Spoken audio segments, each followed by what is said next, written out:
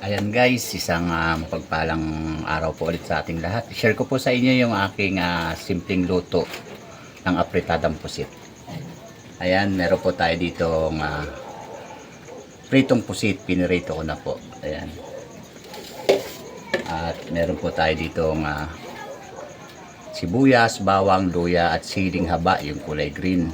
At saka especially po yung ating 552 na apritada. Ayan, samahan niyo ako guys. Okay, let's go!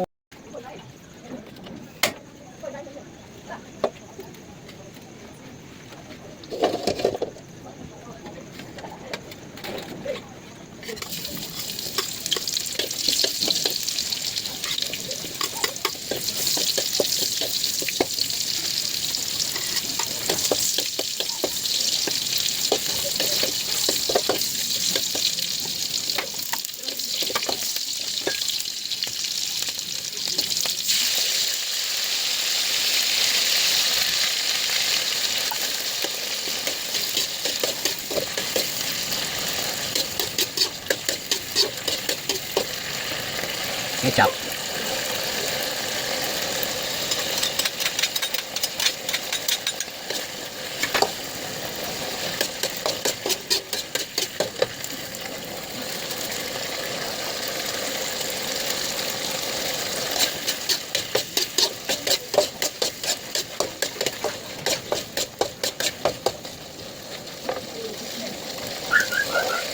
Siyempre, huwag kalimutan yung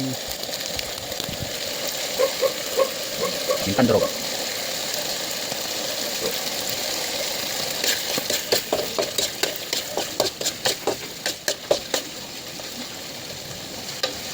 Ayan guys, okay na agad.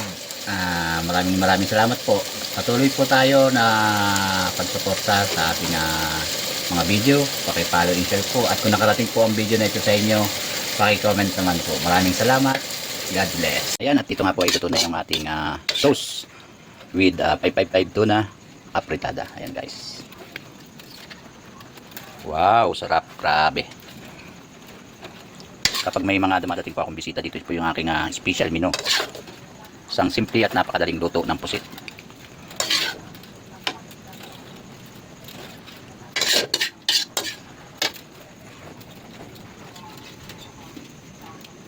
Ayan guys, at dahil luto na po yung ating apritadang pusit, ayan, tikman natin guys.